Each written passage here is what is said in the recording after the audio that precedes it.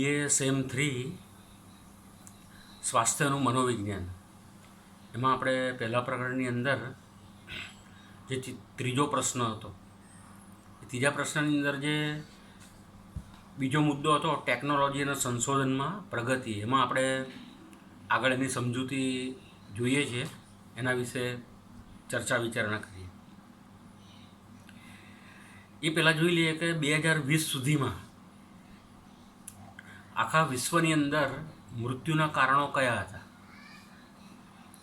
એવી 10 જે બીમારીઓ છે એ આપણે જોઈશું. હૃદયરોગ, દ્વિધ્રુવીય મુખ્ય ખિન્નતા, માર્ગ અકસ્માત, હૃદય શિરાની વિકૃતિઓ, સતત ફેફસાને અવરોધક અસર કરતા રોગો, નિમ્ન કક્ષાનો શ્વસનતંત્રનો ચેપ, ટીબી, યુદ્ધ, ડાયરિયા, ઝાડાના રોગો, HIV, અને 11મો અત્યારે આપણે ઉમેરવો હોય તો વર્તમાન પરિસ્થિતિમાં કોરોનાની મહામારી, એનો વાયરસ COVID-19 કહીએ છીએ. આ બધામાં આપણે જોઈએ કે સમુદ્રના તોફાનનો ઉલ્લેખ નથી. જે જળ પ્રલય, એની સુનામી આવી હતી, બરાબર, જે 19 ડિસેમ્બર 2004માં આવ્યું હતું અને 1.5 લાખ લોકોના મૃત્યુ થયા હતા, આપણે જોઈએ. ધરતીકંપમાં આપણે જોઈએ કે ચીન, ચીલી અને ભારતમાં 2001 ભારે ઈજા અને મૃત્યુ થયા હતા, તેનો પણ ઉલ્લેખ નથી. બોમ્બ વિસ્ફોટથી થતા મૃત્યુનો પણ આમાં ઉલ્લેખ નથી. 2013ની સાલમાં આપણે જોઈએ કે ઉત્તરાંચલ જળ પ્રલયથી હજારો માણસોના મૃત્યુ થયા હતા. 2001માં અમેરિકાને તેનો કડવો અનુભવ થયો હતો અને 2008નો મુંબઈ પરનો આતંકવાદી હુમલો આપણે કેવી રીતે ભૂલી શકીએ. હવે આપણે જોઈએ કે જનીનશાસ્ત્રીય સંશોધનમાં ઘણી પ્રગતિ સધાઈ છે. તેના દ્વારા માંદગીના વાહકો અને ભ્રૂણમાં અમુક પ્રકારના જે જીવન માટે ધમકીરૂપ રોગો છે એની માંદગીની તપાસ શક્ય બને છે. આને લીધે કેટલાક મા બાપ આપણે એમ કહીએ કે ભાઈ ગર્ભાવસ્થામાં ગર્ભપાત કરાવો કે નહીં, તે અંગેનો મુશ્કેલ નિર્ણય એ લોકો લઈ શકે છે. કેટલીક વાર સારવાર જીવનમાં તીવ્ર રીતે સમાધાન કરવા માટે પ્રેરે છે. દર્દીઓને તેમને જીવન ટકાવી રાખવા માટેના માપો માટેની પસંદગી માટે પૂછવામાં આવે છે. તેમને મદદની જરૂર છે તેવું શક્ય છે, જેમાં માંદગીમાં મૂળભૂત નિર્ણય લેવા માટે દર્દીઓની ભૂમિકા વધતી જાય. મૃત્યુના કારણો વિશે લિન્ડા બ્રાનોન અને જેમ ફેસ્ટ 2007 એમના મંતવ્ય પ્રમાણે 1900માં મૃત્યુ જનસમુદાયિક તંદુરસ્તીની સમસ્યાઓને લીધે થતા હતા. જેમ કે એમાં કયા પ્રકારની બીમારીઓ હતી, ટીબી, ડાયરિયા વગેરે. જ્યારે 20મી સદીમાં મૃત્યુનું કારણ જે લાઈફસ્ટાઈલ, વ્યક્તિની જીવન જીવવાની જે પદ્ધતિ છે, બરાબર, જીવનશૈલી છે. હવે આપણે એમ કહીએ કે અમુક પ્રકારની બીમારીઓ એવી છે, હૃદયરોગ, કેન્સર, સ્ટ્રોક, આ બધી બીમારીઓ 15થી 24 વર્ષની વ્યક્તિઓ માટે એ મૃત્યુનું કારણ છે. આપણે એમ કે સુસાઇડ, આપઘાત પહેલાં કરતાં 15% વધ્યા. આ તો 2004નું સંશોધન છે, 2004. અત્યારે આપણે જોઈએ કે 2020 એ આંકડામાં જે આવ્યો નથી, પણ એ આંકડામાં વધારો થયો છે, ઘટાડો તો નહીં જોયો. પછી આપણે ત્રીજો મુદ્દો જોઈએ, સ્વાસ્થ્ય મનોવિજ્ઞાનના અભ્યાસ ક્ષેત્રનો ત્રીજો મુદ્દો કે ભાઈ રોગ હેતુ વિજ્ઞાનની અસર કહીએ છીએ, ઇમ્પેક્ટ ઓફ ઇપિડેમિયોલોજી. રોગ હેતુ વિજ્ઞાનના ક્ષેત્ર દ્વારા માંદગીની બદલાતી જતી ભાતોનો ચાર્ટ તૈયાર કરવામાં આવ્યો, એની બીમારીઓનો આખો નકશો તૈયાર કરવામાં આવ્યો. રોગ હેતુ વિજ્ઞાન એ એવી વિદ્યા શાખા જે તંદુરસ્તીના મનોવિજ્ઞાન સાથે ગાઢ રીતે સંકળાયેલી. તેના ધ્યેયો અને અભિરુચિ સાથે પણ તંદુરસ્તીનું મનોવિજ્ઞાન સંકળાયેલું. રોગ હેતુ વિજ્ઞાન એ લોકોમાં રોગની વારંવારતા, વિતરણ, ચેપના કારણો કહીએ, ઇન્ફેક્શન, કે ભાઈ શા માટે ઇન્ફેક્શન થયું એમ, ચેપ વગરના રોગો, ભૌતિક અને સામાજિક વાતાવરણ સાથેના સંશોધન ઉપર આ બધી બાબતો આધારિત છે. આ વિશેનો એક અભ્યાસ કરવામાં આવ્યો હતો, જેમ કે રોગના અભ્યાસમાં આપણે જોઈએ વ્યક્તિને કયા પ્રકારનું કેન્સર થયું છે તેનો જ અભ્યાસ કરતા નથી, પરંતુ કેટલાક કેન્સર અમુક ભૌગોલિક ક્ષેત્રમાં શા માટે વધારે થાય છે તેની પણ તપાસ કરવામાં આવી. જેમ કે આપણે ત્યાં કહીએ કે સૌરાષ્ટ્રમાં ગળાના કેન્સરનું પ્રમાણ વધારે જોવા મળે છે. તો આપણે એવું માની શકીએ કે ભાઈ ત્યાં અથાણા ખાવાનો રિવાજ કારણરૂપ હોય છે. બરાબર, આ એક માન્યતા છે, સાચી બાબત નથી. એ રીતે આપણે જોઈએ કે નોર્થ ગુજરાત, ઉત્તર ગુજરાતમાં કિડનીના 30,000 દર્દીઓ હોવાની શક્યતા છે. આ તો 2004નું સંશોધન, 2020માં એના આંકડા બદલાઈ ગયા છે. ભારતમાં ડાયાબિટીસનું પ્રમાણ વધારે છે, એમાંય ગુજરાતમાં ડાયાબિટીસનું પ્રમાણ વધારે છે. રોગના આંકડા સાથેના આપણે કેટલાક પદોનો વારંવાર ઉપયોગ કરીશું. આવા 2 પદ છે, 2 શબ્દો એને સમજવા છે. અસ્વસ્થતા, જેને અંગ્રેજીમાં કહેવાય છે મોર્બિડિટી, અને મૃત્યુનું પ્રમાણ. આ 2 શબ્દો. હવે આપણે જોઈએ કે અસ્વસ્થતા એ રોગોના એવા કેસો સાથે સંબંધ ધરાવે છે જે અમુક સમયમાં અસ્તિત્વ ધરાવે છે. અસ્વસ્થતા નવા કેસોના સંદર્ભમાં અભિવ્યક્ત કરવામાં આવે છે. અસ્વસ્થતાનું આંકડાશાસ્ત્ર આપણને જણાવે છે કે કેટલી સંખ્યામાં લોકો કયા પ્રકારની બીમારીથી અમુક સમયે પીડાય છે. મૃત્યુદર એ અમુક કારણોને લીધે થતી મૃત્યુની સંખ્યા સાથે સંબંધ ધરાવે છે. આપણે આમ આગળ એની સમજૂતી જોઈએ કે ભાઈ સ્વાસ્થ્ય મનોવિજ્ઞાનના ધ્યેય અને તેના સંબંધોને સ્થાપિત કરવામાં, તંદુરસ્તી સંભાળના પ્રયત્નો વિશાળ રીતે રજૂ કરવામાં અસ્વસ્થતા અને મૃત્યુદરનું પ્રમાણ, એનું આંકડાશાસ્ત્ર જાણવું જરૂરી છે. આપણે આપણા દેશના પ્રચલિત રોગોના મુખ્ય કારણો જાણીએ તે જરૂરી છે. ખાસ કરીને એવા રોગો જે અકાળે મૃત્યુ લાવે છે. ભારત જેવા 1 અબજથી વધારે વસ્તી ધરાવતા દેશમાં તંદુરસ્તીની આપણે એમ કે વિકરાળ સમસ્યાઓ આપણને જોવા મળે છે. એડ્સ, ટીબી, મેલેરિયા, હૃદયરોગ, ડાયાબિટીસ જેવા રોગો આપણને સતાવે છે.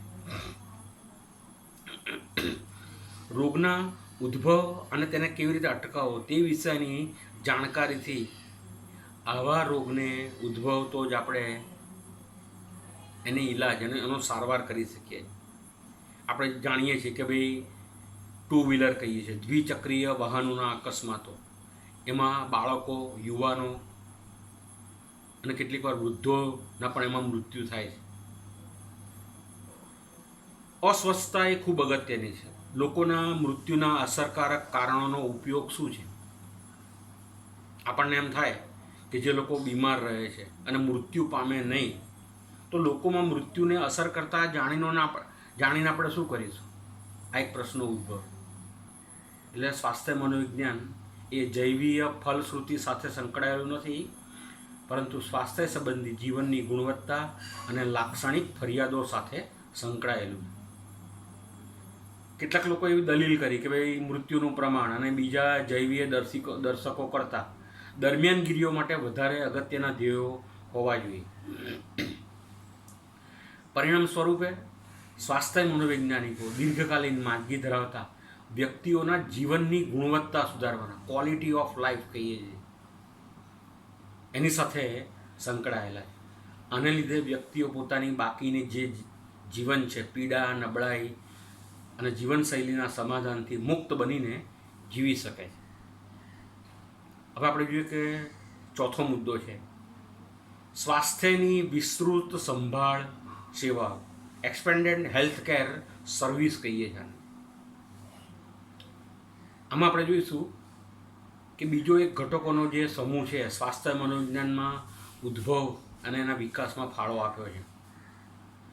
આ બધા જે પરિબળો છે એ સ્વાસ્થ્ય સંભાળની સેવાઓ સાથે સંકળાયેલા છે. સ્વાસ્થ્ય સંભાળ એ યુએસએમાં સૌથી મોટો સેવા ઉદ્યોગ છે. એલ્વિન ટોફલર નામનો વૈજ્ઞાનિક લેખક હતો. એણે પોતાના પુસ્તક ધી થર્ડ વેવ, 3 પ્રકારના પ્રભાવો આપણે એમ કહીએ, એમાં એમ કહ્યું હતું કે ભાવિ ઉદ્યોગો સર્વિસ ઉદ્યોગ હશે, લોકોને સેવાની જરૂર પડશે. અમેરિકન લોકો દર વર્ષે $1 ટ્રિલિયન એ તંદુરસ્તી માટે ખર્ચે છે. બરાબર. આ આંકડો 2001ની અંદર એનું સંશોધન કરવામાં આવ્યું. વર્તમાન વર્ષોમાં સ્વાસ્થ્ય સંભાળના ઉદ્યોગમાં ખૂબ સંશોધનો થયા છે, કારણ કે આપણે સમજ્યા છીએ કે ભાઈ સ્વાસ્થ્ય સંભાળનો ખર્ચ ખૂબ જ વધી ગયો છે અને એ ખર્ચા સાથે સ્વાસ્થ્યની ગુણવત્તામાં જોઈએ તેટલો સુધારો થયો નથી. આનો અર્થ એ થયો કે આપણે ડૉક્ટરને પૈસા આપીને સારવાર કરાવીએ એટલે દર્દી પૈસા ખર્ચીને એને સારવાર પણ ઉત્તમ મળવી જ જોઈએ, પણ એના રોગની સારવાર થશે, રોગ મટી જશે એની કોઈ ગેરંટી ડૉક્ટર આપતું નથી. આ એક પ્રશ્ન. તેમ છતાં આપણે જોઈએ કે અમેરિકામાં સારવારની બાબતમાં અસમાનતા જોવા મળે છે. કેટલાક વ્યક્તિઓને ખૂબ જ ઉત્તમ સ્વાસ્થ્યની સારવાર મળે છે. ઈસવીસન 1999માં 40 મિલિયન એટલે 40 લાખ અમેરિકોને તંદુરસ્તીનો કોઈ વીમો નહોતો. તેઓ સામાન્ય માંદગી માટે પણ હદવરના એ પૈસા ખર્ચી નાખતા હતા. એવા વિકાસો છે જે બધા અમેરિકનોને મૂળભૂત તંદુરસ્તીના સંભાળનું પેકેજ પૂરું પાડવાનું એ કામ કરે છે. વર્તમાન સમયમાં 2010ની વાત કરીએ, અમેરિકન સરકાર દ્વારા પસાર થયેલું હેલ્થ કેર બિલ આ વિશે આશાસ્પદ છે અને તેનાથી લાખો અમેરિકનોને એ લાભ થશે. સ્વાસ્થ્ય મનોવિજ્ઞાન કેટલાક કારણોસર અમુક મહત્ત્વના પરિપ્રેક્ષ્યોનું વર્ચસ્વ એ કરે છે. એમાં બે બાબતોને આપણે સમજીશું. એમાં પહેલી બાબત છે એક કે સ્વાસ્થ્ય સંભાળના ખર્ચા ખૂબ મહત્ત્વના છે. સ્વાસ્થ્ય મનોવિજ્ઞાનમાં આપણે એમ કહીએ ને કે રોગને અટકાવવાને વધારે મહત્ત્વ આપ્યું છે. ખાસ કરીને લોકો માંદા પડે તે પહેલાં પોતાના જોખમી સ્વાસ્થ્ય વર્તનને સુધારવામાં આવે. પેલી કહેવત છે ને, prevention is better than cure. દવા લઈને સાજા થવું એના કરતાં બીમાર ન પડવું એ વધારે સારું. એટલે બીમાર ન પડવું એ દરેક વ્યક્તિને લાગુ પડે. બરાબર. પાણી પહેલાં પાળ બાદ, સાવચેતીને સલામત. રોગ થાય તે પહેલાં એને અટકાવવો એ ઈલાજ કરતાં વધારે સારું છે. જેમ કે એડ્સ જેવા રોગો અટકાવી શકાય છે. આ પહેલી બાબત. હવે આપણે જોઈશું બીજો મુદ્દો જે છે એમાં છે કે ભાઈ સ્વાસ્થ્ય મનોવૈજ્ઞાનિકો પોતાની તંદુરસ્તીની સંભાળ પ્રત્યે લોકોને સંતોષ છે કે અસંતોષ તે વિશે મૂલ્યવાન સંશોધન કરે છે. આમ તેઓ દર્દીઓ માટે સ્વાસ્થ્ય સંભાળનું તંત્ર એની ડિઝાઇન ઘડવામાં એ મદદરૂપ બને છે. હવે આપણે એમ કહીએ હેલ્થ કેર જે કહીએ, સ્વાસ્થ્ય સંભાળનો એક મોટો બિઝનેસ છે, ઉદ્યોગ.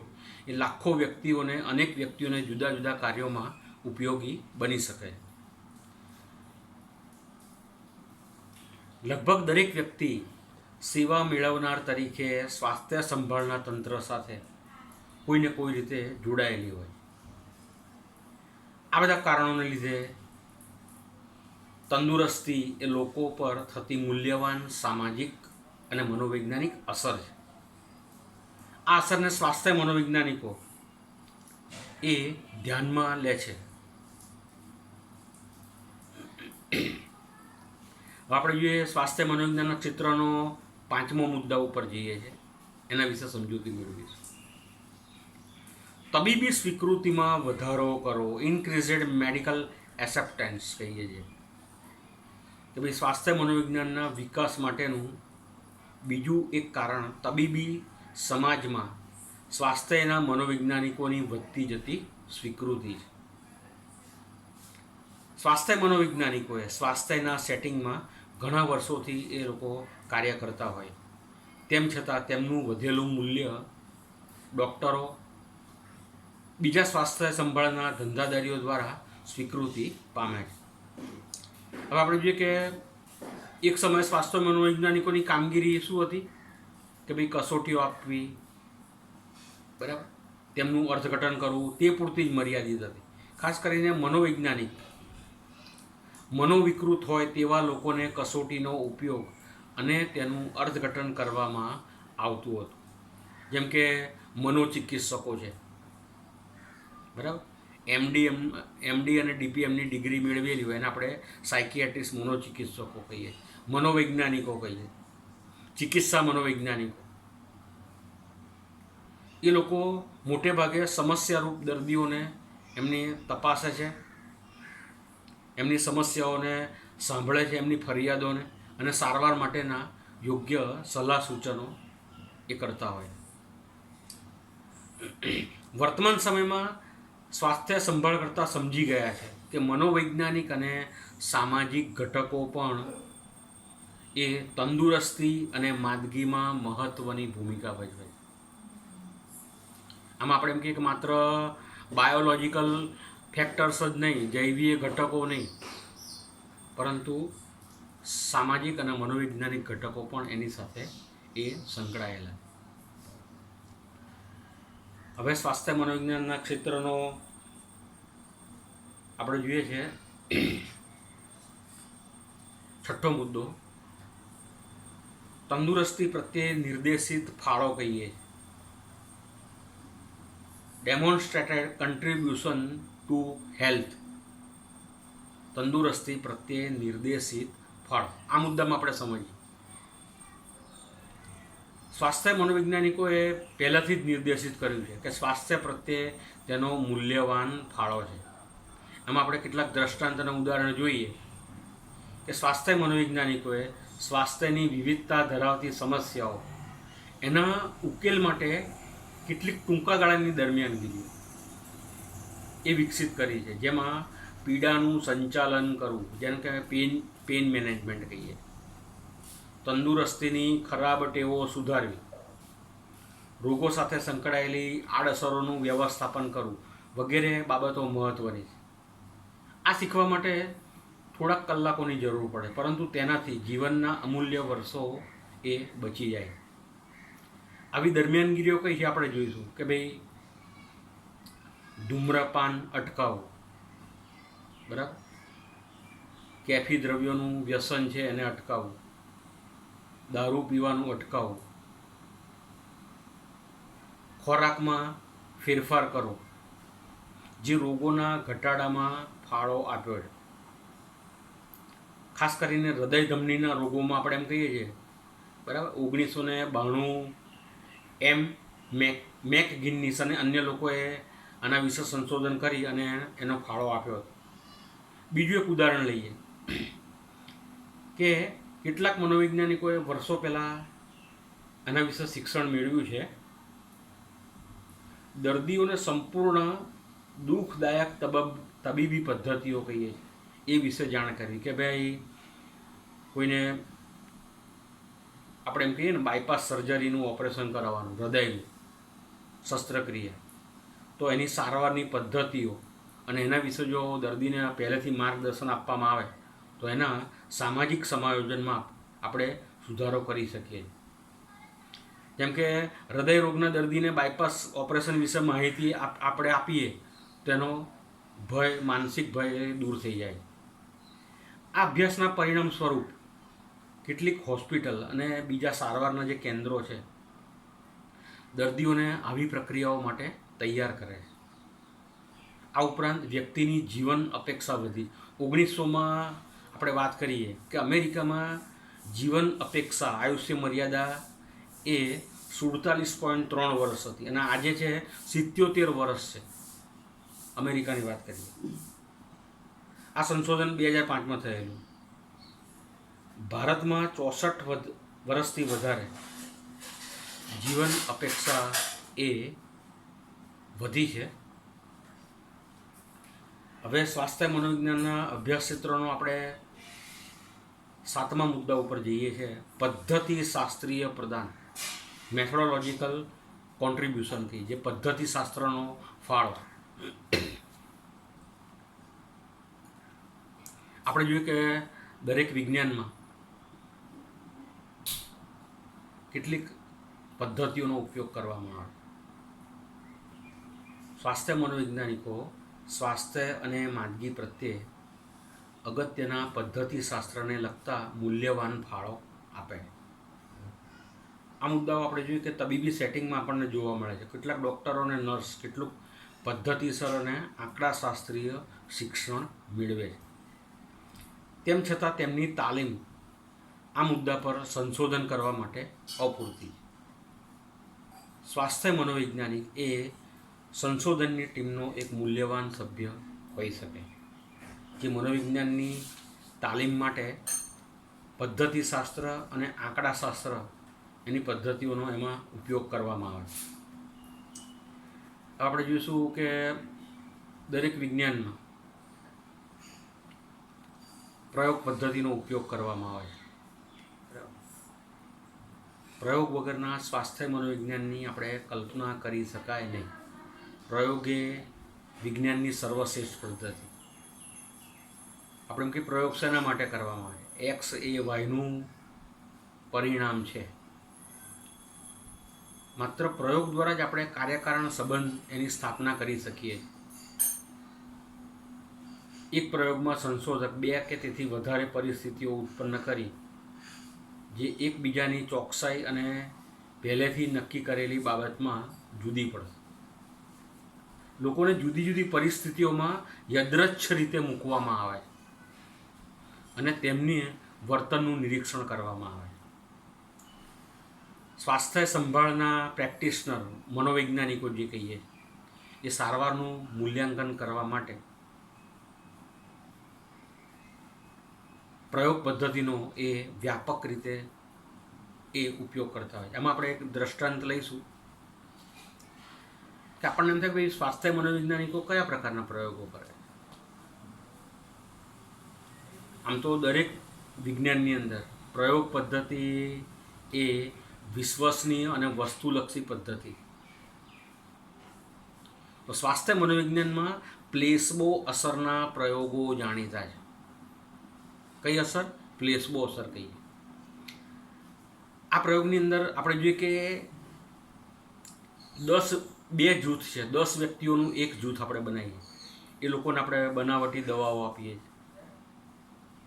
અને બીજું જે જૂથ છે એ અને બી કહીએ છીએ. બી જૂથ, એમાં 10 પ્રયોગપાત્રોને આપણે સાચી દવા આપીએ છીએ અને આ બંને જૂથની અસર એ તપાસવામાં આવે. હવે આપણે જોઈશું સોશિયલ સપોર્ટ. સામાજિક મદદવાળા જૂથોનું કેન્સર સાથેનું સમાયોજન સુધારે છે કે નહીં એ નક્કી કરવા માટે આપણે શું કરીશું? ભાઈ કેન્સરના દર્દીઓ છે એમને યદૃચ્છ રીતે સામાજિક ટેકાવાળા જૂથમાં આપણે એમને મૂકીશું અને પછી તુલનાત્મક પરિસ્થિતિમાં એમને ભાગ લેવા દઈશું. પ્રયોગ એ મનોવિજ્ઞાનનો મુખ્ય આધાર છે, કારણ કે પ્રયોગો બીજી સંશોધન પદ્ધતિઓ કરતાં નિશ્ચિત રીતે સમસ્યાનો ઉકેલ લાવે. પ્રયોગમાં આપણે શું છે, પરિબળમાં ઈચ્છા પ્રમાણે આપણે એની ફેરફાર કરી શકીએ, એની અસર તપાસી શકીએ. જેમ કે પેલા અમુક પ્રયોગો દ્વારા અમુક બાબતો આપણે સાબિત કરેલી છે કે ભાઈ અમુક પ્રકારના કેન્સર અમુક વિસ્તારમાં શા માટે થાય, તેના કારણો કયા છે, એના ઉદ્ભવ સ્થાનો કયા છે.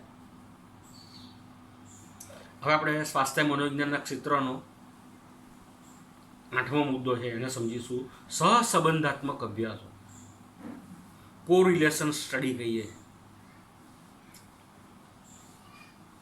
આ પણ પ્રયોગને મળતી આવતી એવી એક પ્રકારની મનોવિજ્ઞાનની એક સંશોધન પદ્ધતિ છે. પ્રયોગ સિવાય સ્વાસ્થ્ય મનોવિજ્ઞાનમાં બીજું સંશોધન એ સહસંબંધાત્મક સંશોધન છે. સ્વાસ્થ્ય મનોવૈજ્ઞાનિક માને છે કે ભાઈ એક પરિબળમાં ફેરફાર થાય તો બીજામાં પણ ફેરફાર થાય છે. આ સહસંબંધાત્મક અભ્યાસનું આપણે